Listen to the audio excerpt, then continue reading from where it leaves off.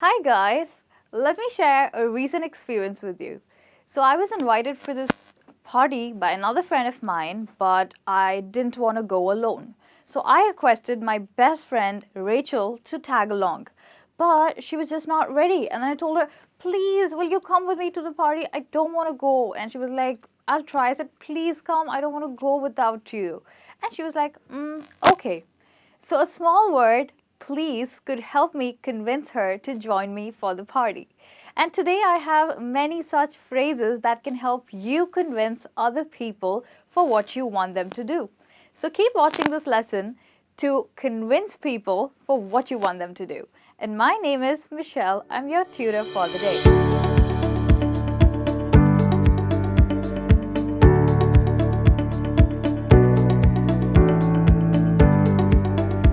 So in this lesson today, we are going to look at phrases to convince people. Convincing can also be replaced by another word, and that is persuading. So if you want to convince someone, you could also say that you want to persuade them to do something. So this is the first word that I have for you in this lesson. A synonym for convincing is persuading. Now let's go ahead with persuading people to do what we want them to do. The first one that we have is it might be a good idea. Yes, this is a very polite and gentle way to ask someone to do something for you. So this is a polite way.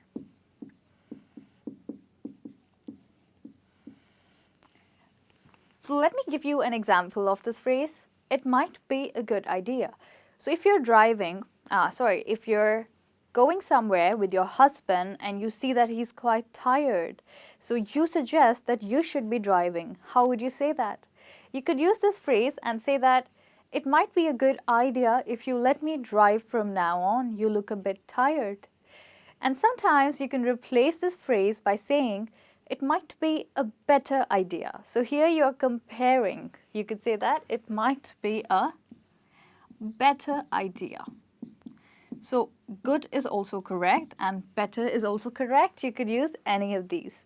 It might be a better idea if you let me drive on from here because you look a bit tired. So this is how you use the first phrase to convince someone politely over a very general matter.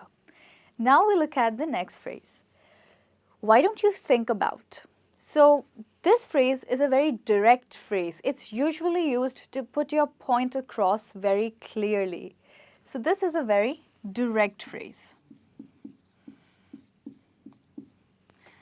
So I have this friend of mine who was planning a vacation for 2 weeks to Thailand, and she told me I'm planning a vacation in December to Thailand for 2 weeks. And I told her, why don't you think about a vacation for 3 weeks? After all, the third week is a holiday week because of Christmas. So here I'm using why don't you think about to convince her to take a 3 weeks holiday so that she can enjoy more, because I think it's a better idea. So this is a direct phrase to put my point across. Sometimes you can use another phrase, which is, have you ever thought about? So I have this another friend who's a really good counselor, which means that whenever I'm in a problem, I go up to her. She gives me some really useful advices. So I told her, have you ever thought about becoming a counselor? You'll do a great job. So here again, I'm convincing her in a very direct way, maybe to take up another career. Sometimes it can just be a compliment. So this is another way. Have you ever thought about? So using these two phrases, you can convince someone very directly, or you can give a suggestion to someone. So these two phrases can be used either for conveying your message directly or for suggesting something. Okay, now we look at the third phrase, and which is the simplest and the most informal phrase. We use it every day for different purposes, even to, get something done for ourselves. So actually, most of you have already been using this phrase, but just to let you know, this is one of the best and the most informal way to convince someone. So this is an informal way to convince someone. And you can use please almost anywhere. if you ask someone to get a glass of water for you, then you could be like, please, can you get me a glass of water? But here you're making a request. So that's the difference. You can use please for various purposes. You can use it to make request, and you can also use it to convince someone. For example, I used please with my friend to come along with me for the party. So I told her, please, can you come with me to the party? I don't want to go without you. Here I was using it to convince her. Now we look at the next one, go on. So when we ask someone to go on, we are asking them to try something again. So you're convincing someone to try something again. I'll just give you an example. I'll write it for you first. To ask someone to try something again. So if you have a friend who appeared for IELTS and let's say she got the band score 6.5, but she wanted 7 as her band score. So you can tell her, go on, try again. You almost did it the last time. You just need 0.5 band more. So please try again. So here you can use go on to encourage someone to try something again. So here you're convincing as well as encouraging. We have another alternative to go on, which is go for it.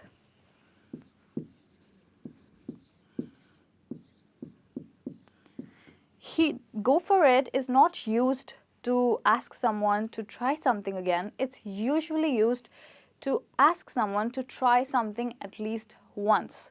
For example, if you get a really nice job opportunity, you shouldn't miss it. So you could say, hey, you must go for it. You won't get such an opportunity again. So here you're asking someone to try something at least once. So these are also very polite ways to convince someone to do something that you think is right for them. All right, now we look at the next one, and from here on we are going to look at some stronger ways of convincing someone. These were some very polite ways.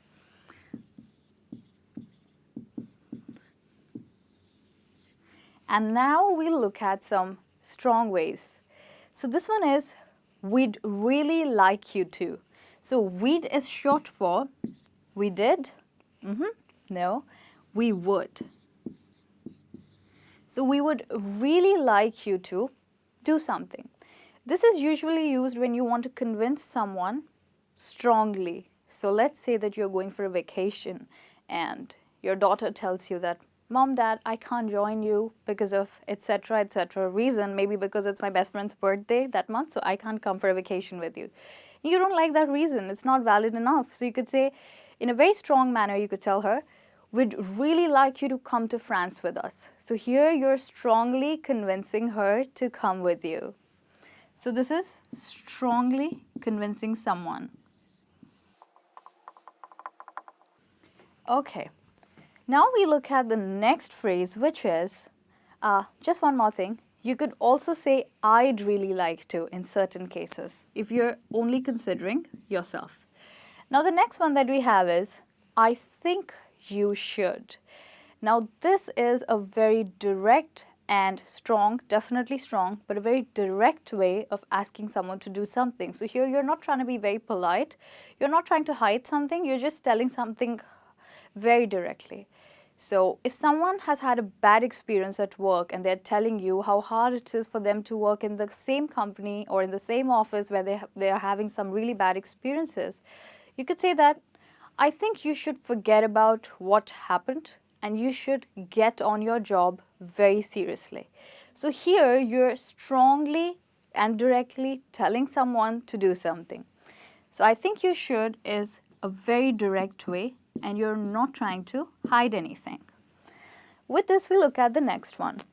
I'd prefer if you didn't. Okay, so this one is used when you are kind of forcefully telling someone to not do something. So, maybe someone at your house, a guest, or someone is sitting over the sofa with their feet on the sofa, and maybe you don't like it. So if you want to be polite, but still strong and forceful in a way that they actually put their feet down, you could say, I'd prefer if you put your feet off the sofa. So this is a slightly forceful way. as if you're ordering someone to do something. Now we look at the last one. I'd appreciate it. Now this phrase is used, this phrase is used when you are annoyed with the way someone is behaving. So if you have a guest at home and they are putting all their garbage, taking it out from their bag and putting it in your bin, and you don't like it, you're like, what are they doing? It's so messy. And you'd be like, I'd appreciate it if you would stop putting your garbage in our bin or your rubbish in our bin. So this is how you use this phrase for a time when you're really annoyed with someone.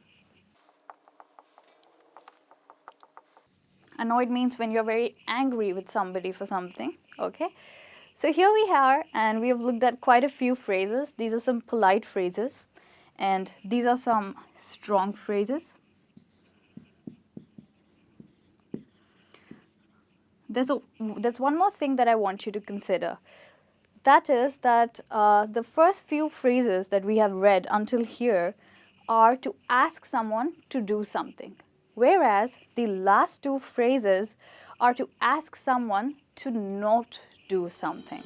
So this is how we have learned different ways of persuading people, which means to convince people.